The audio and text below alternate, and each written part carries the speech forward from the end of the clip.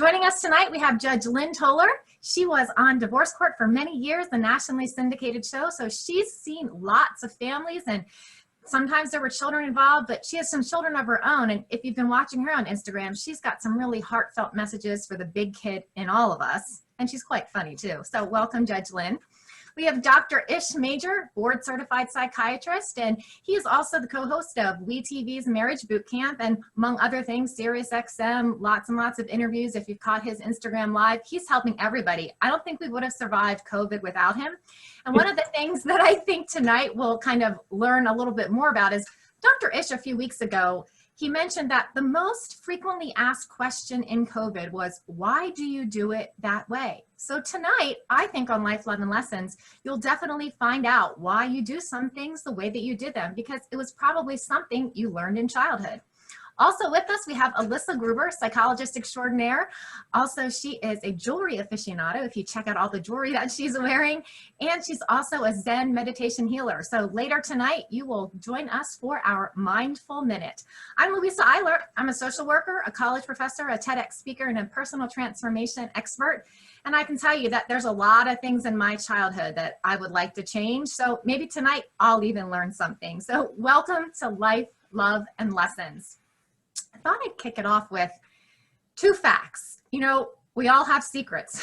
Most of us have something wounded tied to our inner child, number one, and perhaps our vulnerable and sensitive inner child needs might just help us heal if we actually are brave enough to open them up. So whether our wounded inner child was caused by something from a childhood friendship, maybe moving away when you were a kid, or maybe some other type of psychological issue that's a little bit sensitive to talk about, we hope that tonight, in these 44 minutes, you'll learn something that just may help you get through the pain as some of those unexpected triggers pop up. We can all do this work by just connecting to the little person inside of us. So welcome to Life, Love, and Lessons.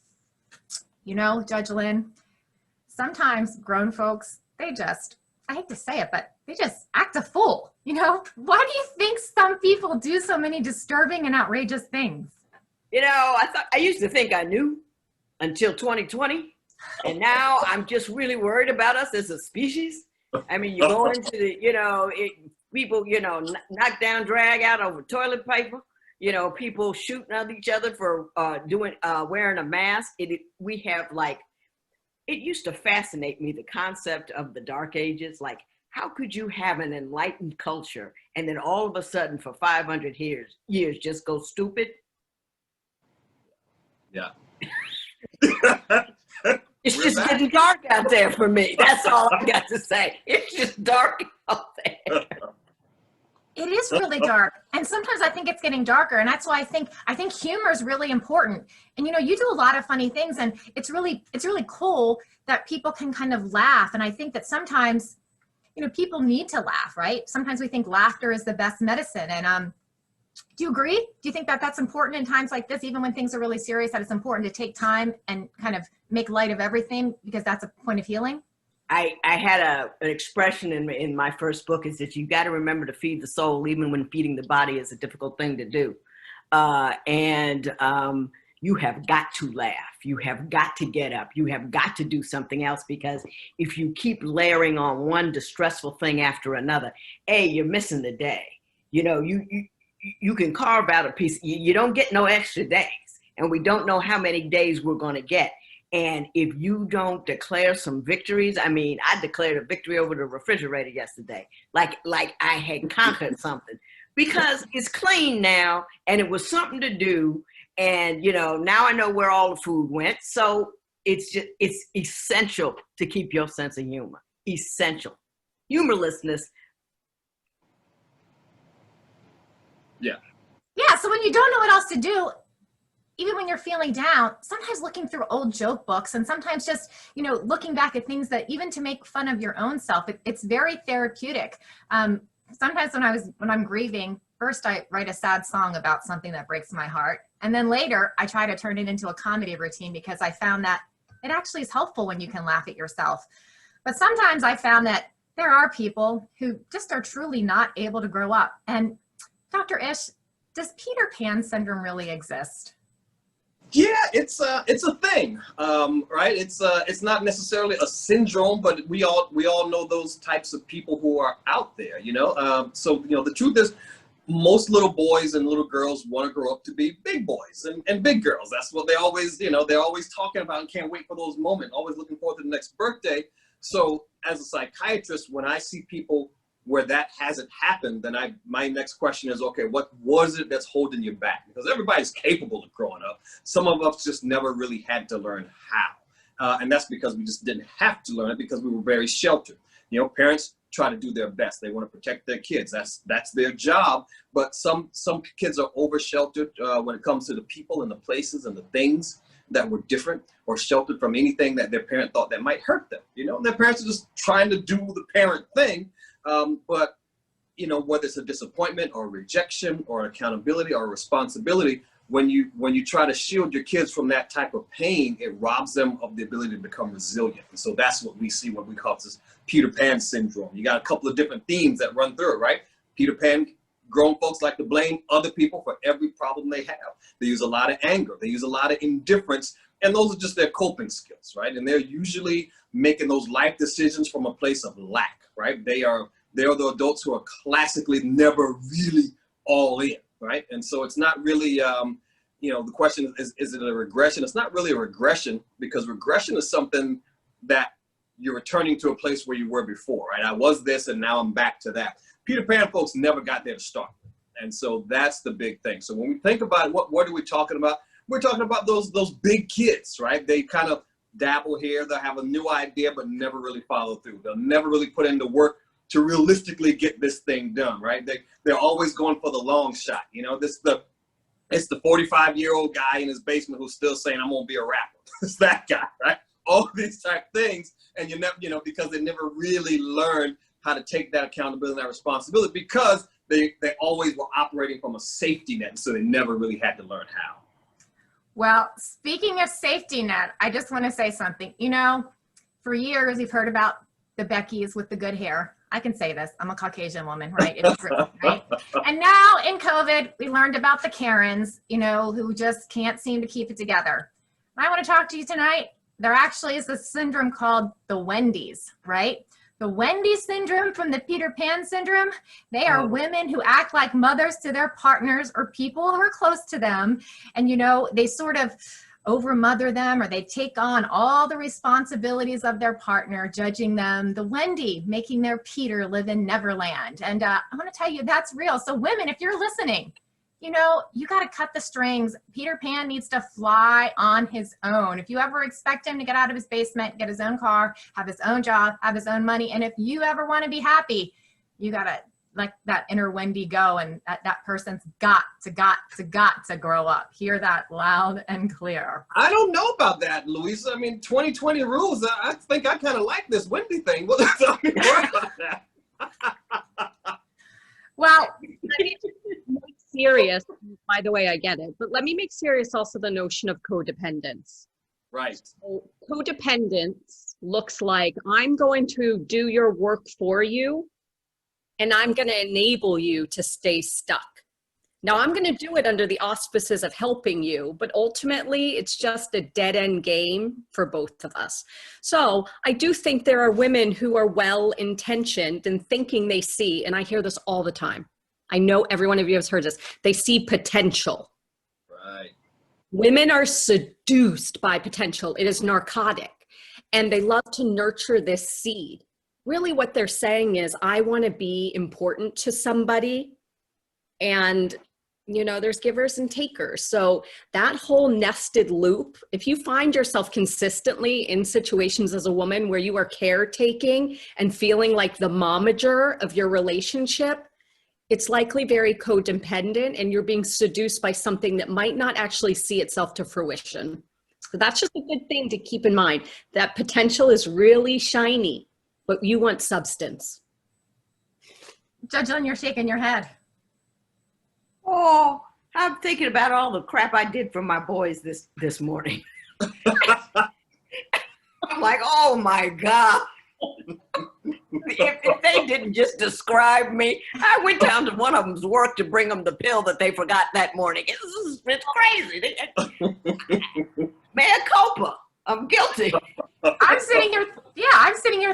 gosh, I'm really guilty too. But I think that's because we have this inner light inside of us, you know, that it feels so good to take care of things and to take care of people. So maybe like Judge Lynn, we need to get some little kittens to foster, or like get some other things to do so that we make sure that we let the people grow up and be people.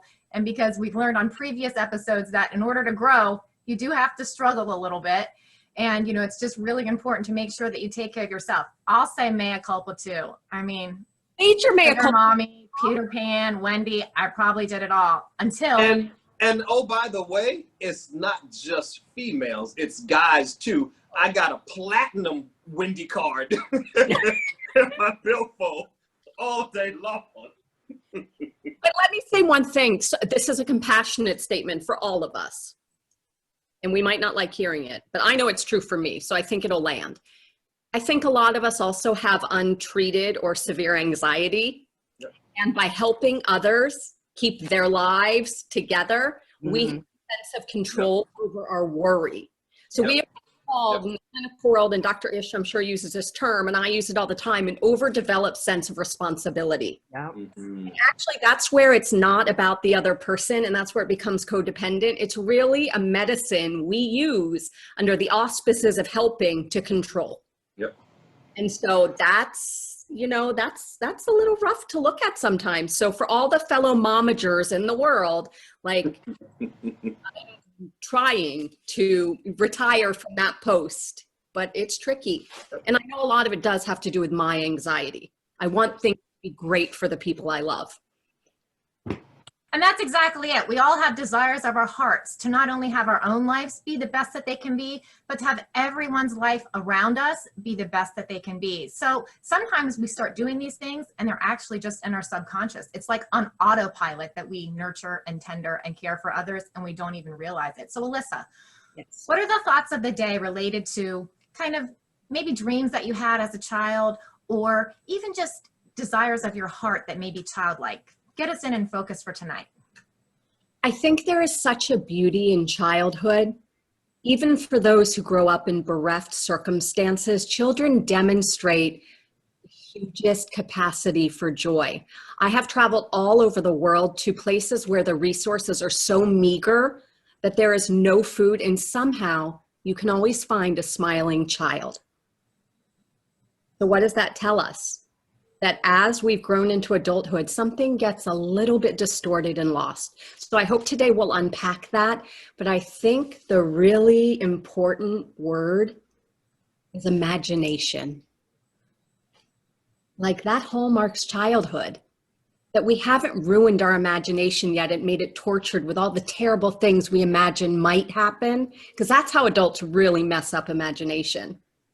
But it's still fresh. And children still have the ability to believe that fantastic things are just around the corner. Whereas by adulthood, most of us are thinking about the treachery, the chaos, the confusion that is lurking behind every door. So it's really good to think about imagination and childhood. Imagination, that's the perfect word. And I think sometimes when you have a wounded inner child, that's what happens. You're so busy surviving and you're so busy worrying about the things that are hurting you that your imagination sort of gets lost in the shuffle. Dr. Ish, break it down for us. What is the wounded inner child, and what are some signs that as an adult you might have one?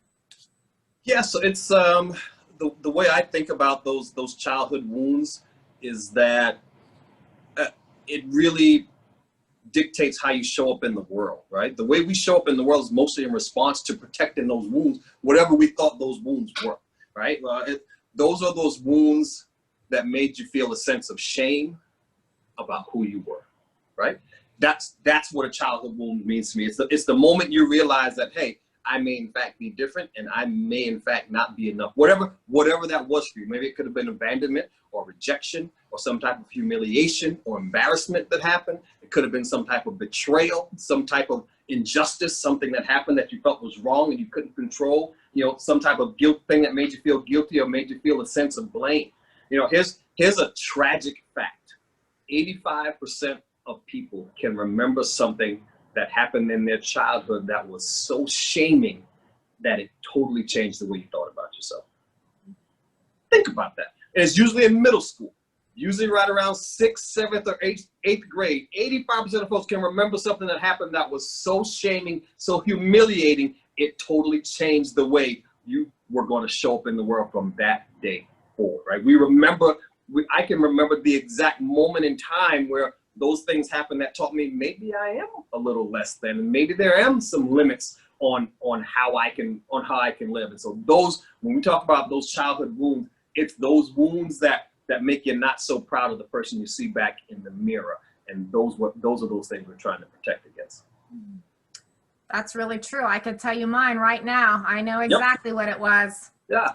I was 12 years old. It was the first time I went swimming with a bunch of girls, and my mom got me a new bathing suit. The problem was it was too small, and I got stuck in the bathing suit midway getting it up. And it stayed with me my whole life until I finally had body confidence. And so that's why now, like, I'm proud to wear the bikini. I'm proud to wear a bathing suit. And it's not because I want to show everything off. It's because inside, every time I put on that bathing suit, I tell that 12-year-old girl that was crying in the dressing room that it's going to be okay. Like, and still. And so, and I think that's some of the rub that kind of, rubs us the wrong way, because we never know when those triggers are going to hit us, and then they hit us, and then we resort immediately back to our childhood behavior. Right. Yep. And so, Judge Lynn, you have so many experiences with grownups. You've probably seen more grownups in the courtroom and just day to day than even us as clinical therapists have seen in our years of practice. And how do you think you can spot an emotional grown-up? Is it possible? I don't know if I've met any. It's me. It's the ability to not get what you want and not lose your mind. And I think because of what I did, I didn't see those kind of people, because they already lost their mind before they saw me. I'm the one that put the lid on the chaos. And so what I got was the segment of society who didn't get their inner child together, and who never learned not to get what they want and be okay with it, or to be able to accept a difference and not let it bother you, or all that kind of stuff. So I don't think I saw, but I just think my control group is very skewed because of where I met people. Mm-hmm. When you speak about influence and sort of intuition, and then also, Dr. Ish, when you just mentioned imagination, there's actually a question in the chat. I'm going to bring it up now because I might forget later, but the question relates to, like, how do you know when you can tell people what's real and what's pretend? Because one, as a parent, you want to give your child this great life, but little things like Santa Claus, or like, the seriousness of wearing your mask, or, free play and pretending, to be a superstar, where do you draw the line, and when does that kind of become unhealthy? So I always like to partner instruction about reality to kids with, and we can do hard things, and I'm going to help you, and you are not alone, and do you have any questions? Because therefore it doesn't just become this random edict that mom or dad or some grown-up gives, but it's explained, and the child feels like a participant in their own well-being. And to the question that you asked, Judge Lynn, like, I think emotional adults are hallmarked by balance. They can look at the world and all of its machinations, but they have the capacity to still have hope with realism. Like, I think that complement's really powerful. And I think one of the things we don't do well is equip our kids with the notion that this might be tricky, but we can do it together. I think a lot of kids are either avoidant, you have the Peter Pan syndrome, or just nervous wrecks. You have 10-year-olds having panic attacks because they feel unmoored, and they don't feel as though they are building the skills needed to survive in this tough world. So as adults, it is our job to make sure that we let our kids know that we are there supporting them, and we will help them, but they can do hard things and they're not alone. Well, and that brings us to, then those kids grow up and then they become our partners, right? So when we think about all the things that Alyssa just said, and even my own references back to my childhood, now I'm a grown up and I'm your partner, right? And I might be asking you some questions. And then that gets us into, when somebody asks you a question that you might not want to give a real answer to, is it better to tell the truth? For example, another popular question is, does my butt look big? Or how do I look in these jeans? Or, even questions about physical things, or, when you ask, how does the new paint job on my kitchen look that I did myself, right? Are you supposed to tell the truth, or are you supposed to be honest? Well, let me tell you how I got that wrong. My mother was a truth teller. Everything, she would look at you, and if I didn't love you, Lynn, I'd let you go out looking like that. Everything was like, she talked to my girlfriend, went to Vanderbilt, came up and she said, okay, you went down to Vanderbilt and rose up like yeast because she got heavy. Mom was, woo. One dive in on you, and you couldn't get mad at her because she was A, always right, and B, she was delightful about it. But that's the kind of truth telling that I used to raise with. And so for the first 2 years of my marriage, I just insulted my husband every day. Why are you doing that? Well, you know what I mean? That don't look good on you. And I thought, to me, it was love to tell you the truth. And to him, it was like, what's wrong with this woman? So it's good to know what your inner child was raised with, so you can say, hey, I think it was a great thing that she always told me the truth. I just didn't realize everybody else didn't function that way. You know what I mean? All those there were no white lies in my house. It was, this is what it is. Rose up like yeast. I actually rose up like yeast. That's we hard. were in the kitchen. I'll never forget it.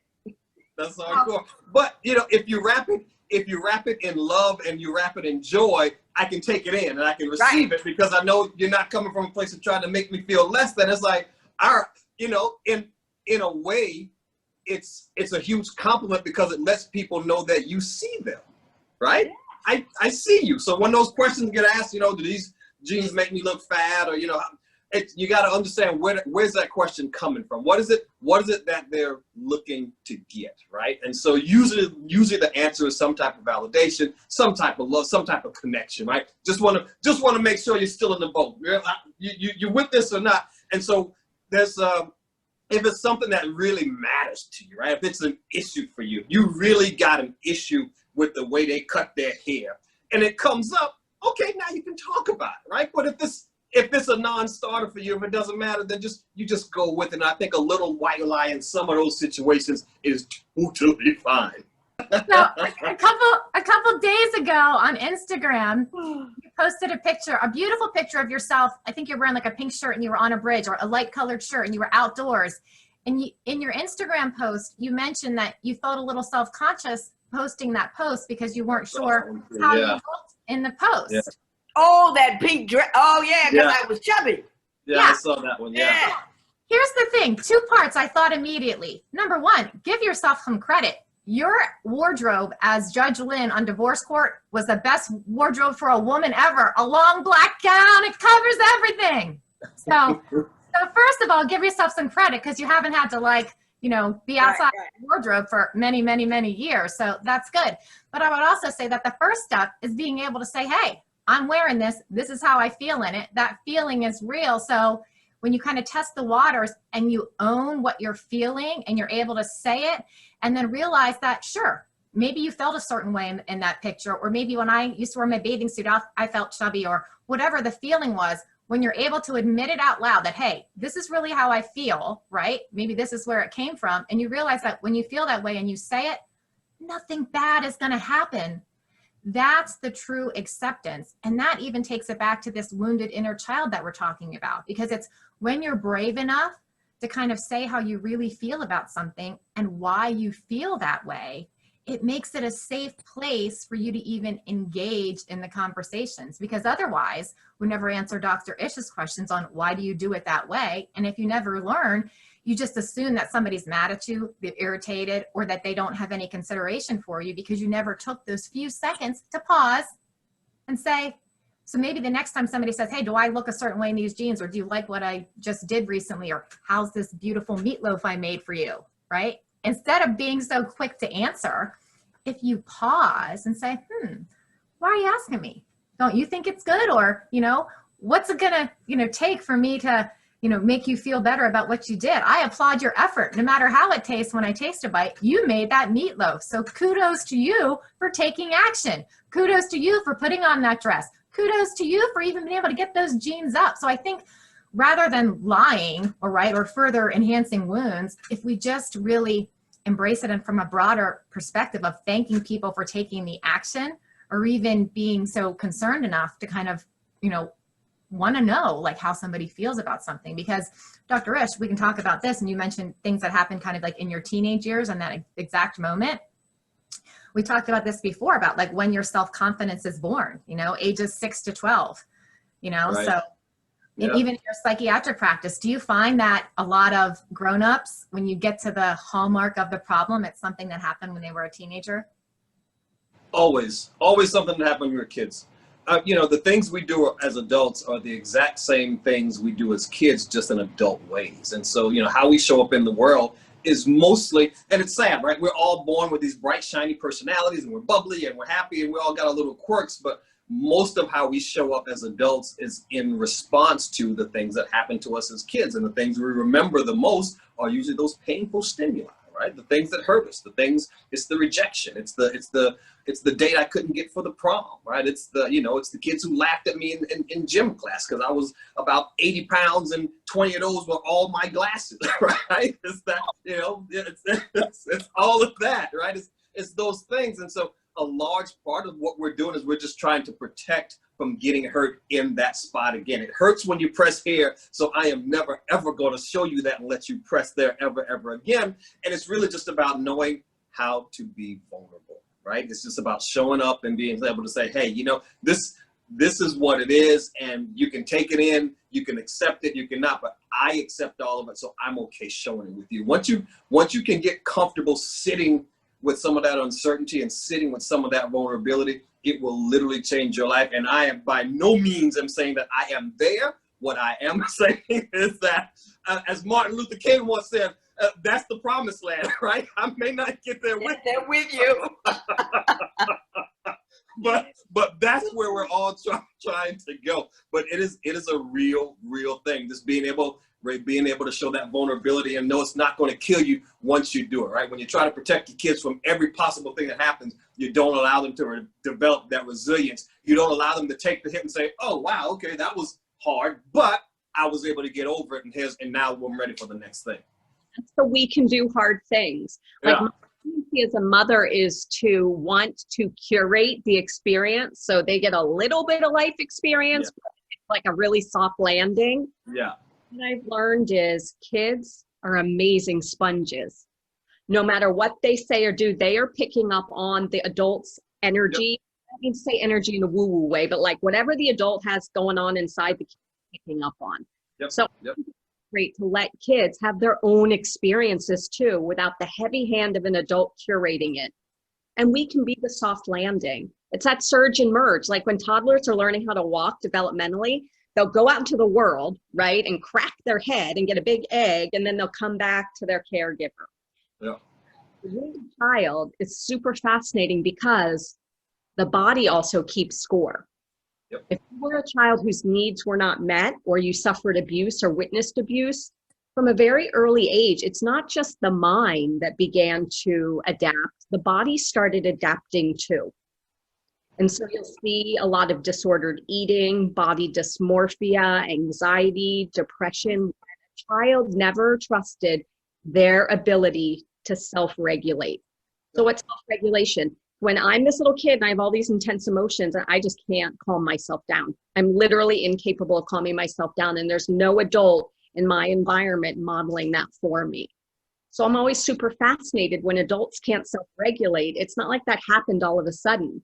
They've never been able to self-regulate. So part of the thing that we can do in the healing process of the wounded inner child as adults is build what's called frustration tolerance, which means we might not like it, and it might be awful, and we would not choose it for anybody, but it is happening.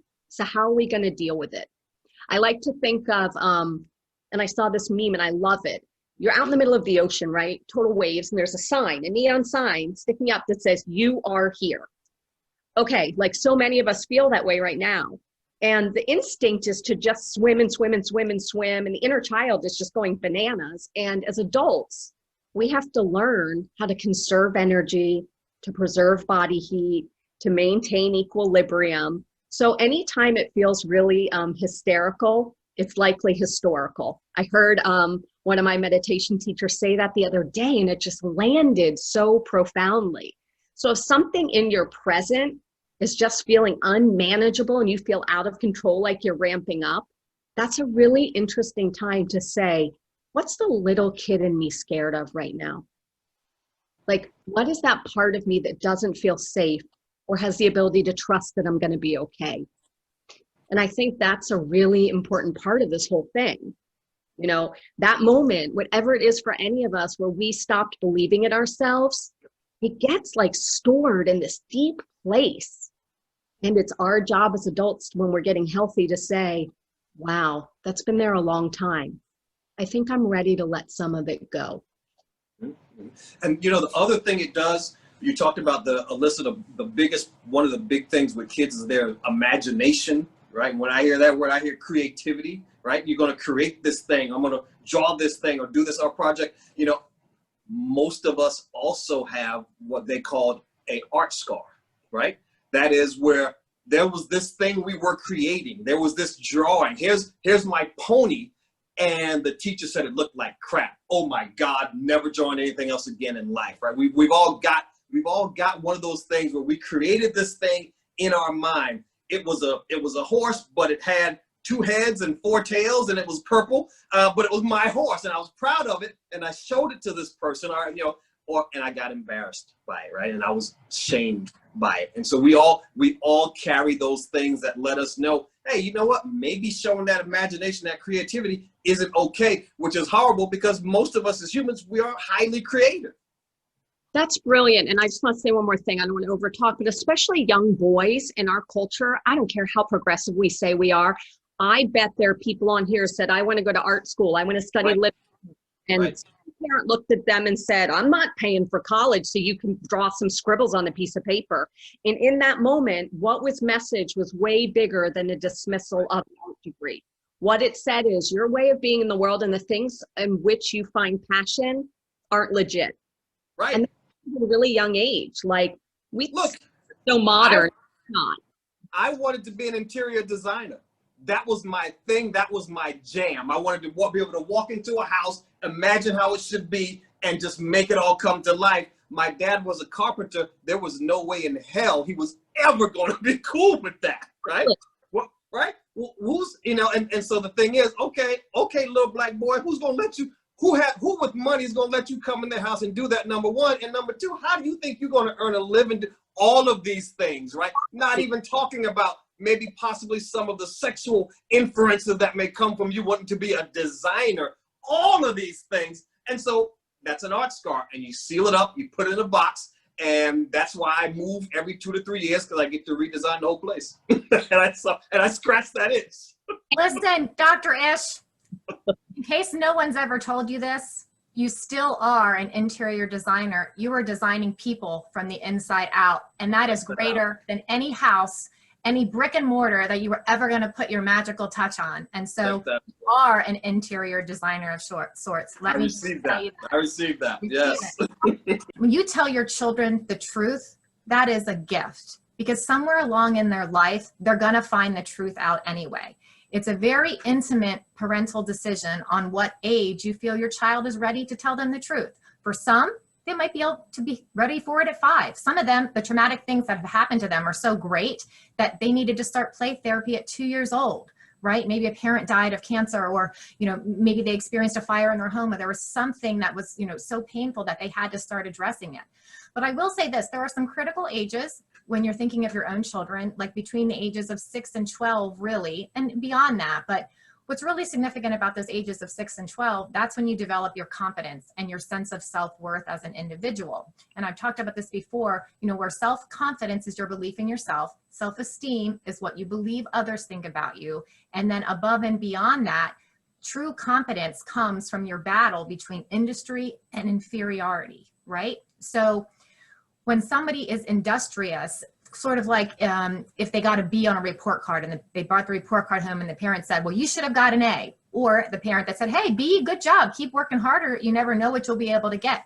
The same is true when you're experiencing sharing really painful stuff with kids, right? So as long as when you're sharing this, you say, I know that you can handle this. I know this is a lot. And as long as when you're telling them stuff, you're reassuring them that they're safe and you told this to them because you really felt that they needed to know that from you as your parent who loved them deeply. That's the way that you know that you haven't ruined your child. You've just really prepared them well for life. And as long as you keep letting them know that they're safe, that's how you prevent them from having a wounded inner child. Because when you tell them and they're scared, that's one thing. But when you can reassure them that you're sharing it because you want to protect them, that's when the healing begins, even as young as 8. So thank you for that brilliant question in the chat. Anything that... As long as we don't also hand the kids some notion that they're responsible for fixing the issue. Because then what happens is the kids become parentified, which means they grow up feeling that they need to take care of their parent. So if a parent is sharing something with a child that is trauma related, I think it's always important to literally say, I'm not looking to you to make mommy or daddy feel better. I'm not looking to you to figure it out. It's not your fault. Because kids are amazingly good at suddenly taking responsibility for the whole world. And that's when imagination is killed. When a child all of a sudden is catapulted into a sense of having to care for their own parent. And I cannot tell you how many people I know, myself included, who really spent a lot of their early lives and adolescence feeling as though they had to be the parent in the household. Yeah. So I think that's the fine nuance there, the caveat to that statement. Yeah, and a good way to do that, Alyssa, is for the parents to tell their story from the end, right? We've all got something bad that happened, but you know how it ended, right? We're still here and I'm okay. So you tell your kid the story from the end. This is, let me tell you how I got over this thing when it happened to me, right? And now you set the scene. Kid knows, okay, the story has a happy ending. Now I'm all in and I can listen to it, and I don't have to internalize it or feel like I've got to soothe mom because she's telling me this bad story. So just tell it from the end, and that takes all the pressure off. That's great. Yeah. I think it's a remarkable tip. Yeah. Yeah, and sometimes when you're in the thick of things, remember that it's always good to pare back for a minute and take a minute for yourself. And this is the part of the show where we give it to Alyssa, and even in the midst of the trouble and the trauma and thinking back and thinking forward, Alyssa, give us a minute. Okay, so you know the drill. We're going to get cozy and we're going to close our eyes if it feels safe for you. And I want you to imagine being wrapped in the warmest blanket ever. You are so cozy. Everything is warm. The temperature is perfect. You're being read a story. And it is a really good story, and you feel safe. And you can just imagine all the wonderful things that are happening penny by penny. Everything is so comfortable. Everything is so possible. Feel into that. That is what a really good childhood feels like. This is what a really good adulthood can feel like. Safe and cozy and full of radical possibility. With that said, hand on the heart, deep breath in towards joy and imagination. And you can open your beautiful peepers. Good. That is it. It's just like Charlie Brown. Happiness is a warm blanket. Absolutely. For real. Judge Lynn, what do you think? What do people need to know about being a grown-up?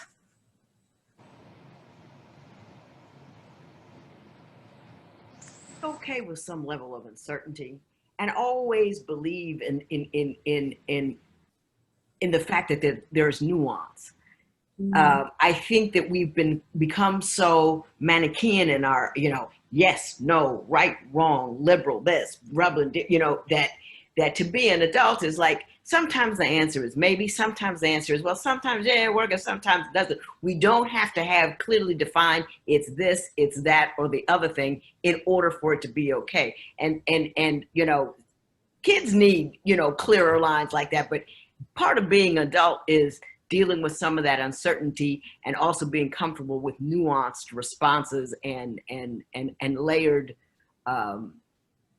understanding of things. Because I think when we get scared, we lose that ability to filter through all that stuff, because we want to hear somebody, I know what's going to go work. If you hate him and if you hate her, you're going to be okay. And, you know, that's what politicians do. They feed your fear, reach behind your rational, and get your vote. Yep. Absolutely. What do you think, Dr. Ish?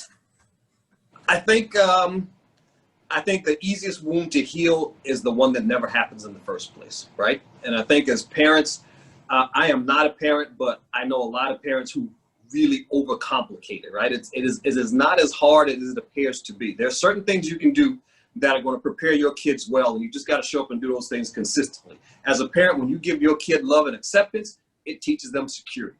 When you give your kid appreciation, it helps them feel significant. When you show your kid that you're available to them, it teaches them they're important. When you show them affection, it teaches them that they're lovable. You do those things and you put them on repeat. You cycle through those things a fair amount of times every day, every few months, every weeks, every month. And that's, you know, that's the broader part of what you got to do, right? You know, the kids, they want to be secure, significant, important, and lovable. You teach them that, and they can fix all those other wounds on their own. Chills. I love that. Yeah, and I think what happens, you know, in your childhood is that you always think that when you look back, you know, somebody didn't pick me because I wasn't this, or I wasn't that, or I wasn't good enough. And that translates into adulthood. This is the big box of Crayola crayons. Yeah. And there's so many crayons in here, you know, they're all just crayons, right? They're wrapped the same. They came out of the crayon press the same. They're just a bunch of wax, right? But the truth of the matter is you could still pick a favorite. Even if we were all the same, there is something in here that you're going to like better than others. And we are like crayons, right? Sometimes some things are just not for us because we always choose the sum total of everything that we've experienced. So remember this box of crayons as you're sitting there watching this show tonight, or you're thinking about your childhood and wondering, I wasn't good enough, somebody didn't pick me. No, somebody just wanted something else. And you know, the joy of it all is, like Crayola, the art of childhood and the art of adulthood is unmistakably being creative and teaching yourself how to rewrite your own imagination so that you can have a better life. You can have a better thought, and everything better about your past, your present, and your future starts with you. So if you don't like something, rewrite the script, get out a new sheet of paper, and write yourself a new life. And that's life, love, and lessons.